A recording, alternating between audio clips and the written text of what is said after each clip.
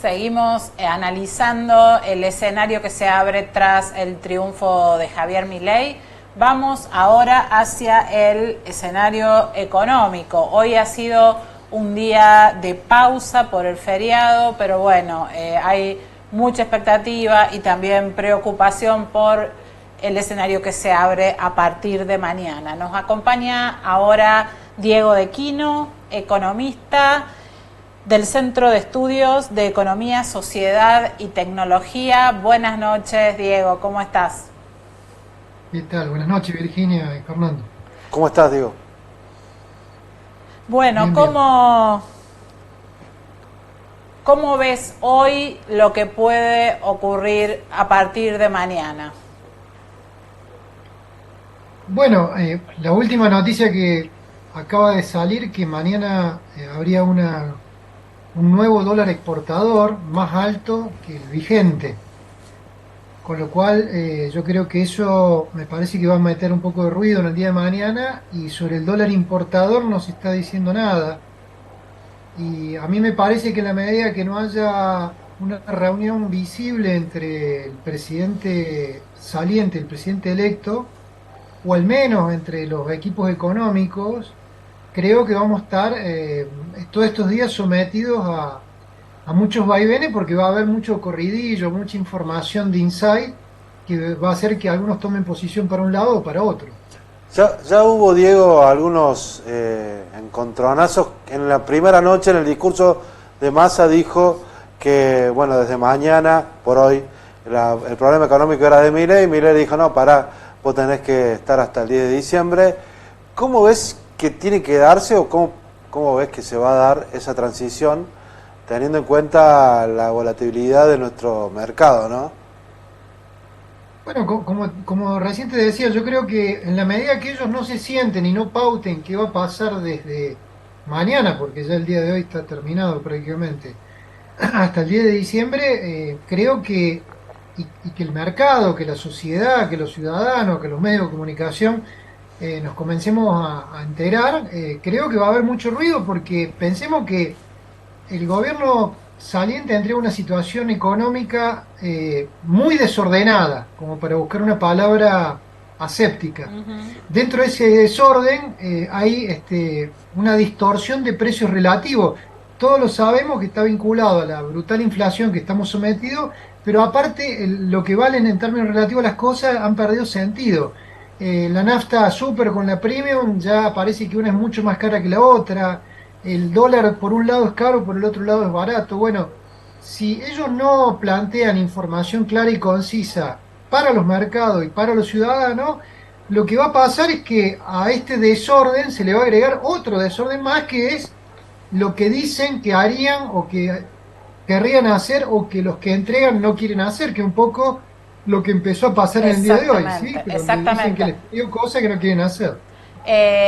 Aparentemente ya empiezan a aparecer los trascendidos de ese tira y afloje que empezó anoche, cuando desde el área de Sergio Massa se deslizó que podría pedir licencia, una medida un tanto absurda, pedir licencia hasta el último día de la gestión. Hoy se confirmó que va a continuar, pero que no estaría al frente de la comisión de transición, él estaría apartado de eso, y lo que trasciende es que detrás de eso está una exigencia del equipo de Milei de que haya una brusca devaluación antes de que termine el periodo de Alberto Fernández, y por supuesto Massa resistiendo esa posibilidad y tratando de que sea Milei quien se haga cargo de ese costo. ¿Crees que es eso lo que está ocurriendo? Sí, yo creo que es eso, digamos, porque digamos, la situación, y como vos mencionás, es absurda, porque en rigor, tanto de un lado, cuando piden cosas de que se piden a través de canales de comunicación, no de reuniones aparentemente, y por el otro lado, donde el ministro primero dice que se va a tomar licencia y después dice que en realidad no va a estar en la comisión, pensemos lo siguiente: si se manda un equipo a negociar, por caso en cabeza de Rubinstein, como dicen, luego esa persona tiene que volver y decirle al ministro lo que Sí. pidieron, y el ministro va a tener, que es el que firma la resolución del ministerio o el que firma junto con el presidente los decretos, va a tener la chance de negarse a hacerlo. Es decir, lo cual es para mí embarrar la cancha y no estar a la altura de circunstancias, digamos, en los dos sentidos. ¿Sí? Deberían sentarse y plantear cuál es el programa de acá hasta el 10 de diciembre y en caso de no ponerse de acuerdo, decirlo. Pero todo esto de que no lo digan nos va a arrastrar a todos los ciudadanos a que desaparezca la nafta, desaparezca la yerba, el dólar se pueda disparar. Va a haber mucho corridillo y eso es algo muy dañino, máximo en esta etapa del año. Se está hablando, esta mañana ya habló bastante Milei, de que no va a apelar al gradualismo que tanto se le achacaba a Macri. ¿Cómo pensás que van a ser los primeros días de gobierno de Milei, los primeros 100 días que siempre se habla?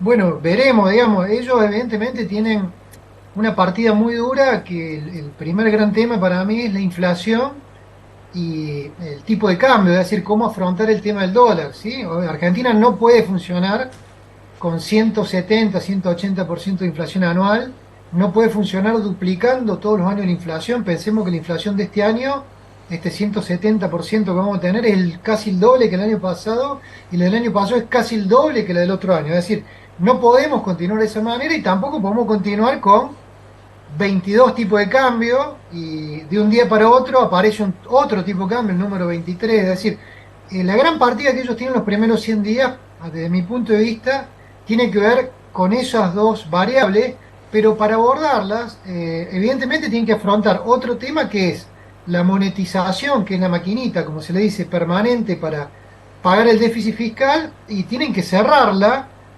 ¿Y cómo le van a cerrar? Bueno, ellos han dicho que van a achicar o eliminar el déficit fiscal, lo cual eso implica otra batalla que es ajustar la ecuación del gasto. Digo, para que tengamos referencia, las promesas que se han hecho en campaña, digamos, más o menos están medidas en el orden de 4 puntos el Producto Bruto que el Estado debería retirarse de la presión impositiva que tiene sobre los ciudadanos, las empresas. Esos 4 puntos son más o menos entre 10 y 15% del total de los ingresos o gastos del Estado. De eso se trata la ecuación que tienen que ajustar si quieren cerrar la monetización, que es la maquinita de imprimir, para a partir de ahí tratar de mitigar o corregir o invertir el sendero de la inflación y poder llevar un sendero de unificación del mercado de cambio. Yo creo que los primeros 100 días se van a disputar ahí y dentro de ese lápiz que van a tener que usar veremos por dónde quieren recortar o ajustar. Diego, viste que hoy en 2 o 3 oportunidades en distintos lugares en los que habló Milei, él hace referencia muy recurrentemente al tema de las LELIQs y las vincula directamente con una posible hiperinflación. Menciona la hiperinflación como si ya fuese un hito en el horizonte muy próximo. ¿Por qué es tan determinante el tema de las LELIQs?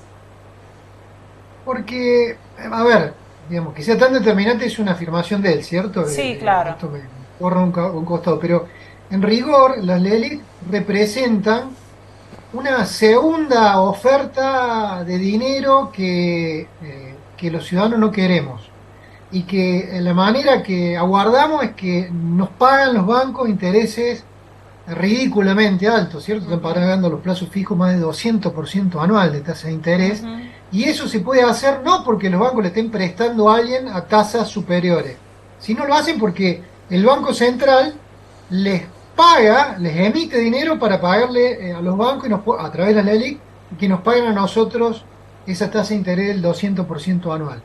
Con lo cual, si eso se corta, se interrumpe, que ese monto está en el orden hoy al tipo de cambio blue en el orden de los 23.000 millones de dólares, al tipo de cambio, no sé, de mañana, el exportador, estamos hablando del orden de los 37, 38.000 millones de dólares. Eso, si se cortara de pronto, los ciudadanos, ¿qué haríamos? Al no tener tasa de interés en los bancos que nos remuneren 200% anual. Lo que vamos a hacer es agarrar esos pesos y comprar dólares. Exactamente. Eso es lo que está diciendo él. Si pasa eso, automáticamente va a haber una explosión en el precio del dólar y en los precios de la economía. Diego, te citamos aquí en en agosto, cuando ganó, cuando no es que ganó, sacó más votos que los otros dos contendientes que quedaron ahí en esa tríada, que era Massa y Bullrich. En aquel momento el tema era su propuesta de dolarización. ¿Ves que yo te vuelvo a preguntar lo mismo? ¿Ves que es probable que se pueda aplicar en la Argentina, el Banco Central cerrado, el dólar como moneda? A ver, son como tres preguntas, me parece, Fernando. Yo digo, la primera, si se puede dolarizar en Argentina, sí se puede. El tema es el costo que vamos a pagar para llevar a cabo esa dolarización. Esa es la pregunta en realidad que deberán responder las autoridades. El segundo aspecto de cerrar el Banco Central, tenemos que tener en cuenta lo siguiente: por más que haya una dolarización en la economía, eso no necesariamente quiere decir que Argentina no tenga una entidad que regule la oferta de dinero.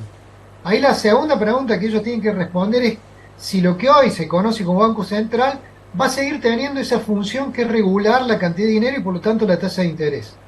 Los bancos centrales como el nuestro tienen como dos grandes líneas de trabajo. Una tiene que ver con la cantidad de pesos, sería las reservas, la tasa de interés, y la otra es controlar a los bancos, a las entidades financieras, para que no quiebren, para que presten bien, para que si alguno tiene problema, regularlo nuevamente.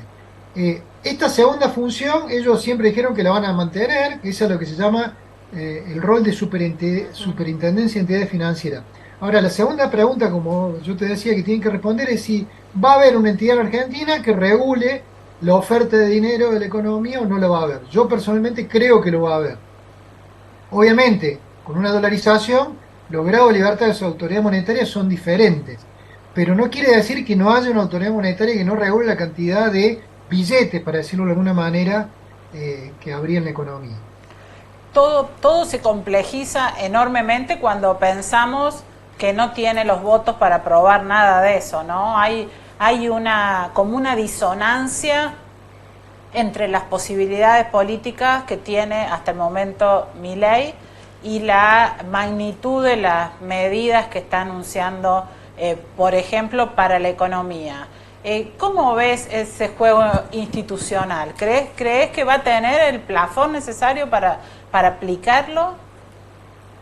Mira, yo creo que en la medida que comiencen a mostrar que el problema inflacionario se resuelve y que se simplifica este mercado de cambio, que dificulta el funcionamiento de la economía, ¿sí? Recordemos que todo este tema del dólar hace que no haya bienes hoy ya esenciales para que la economía funcione.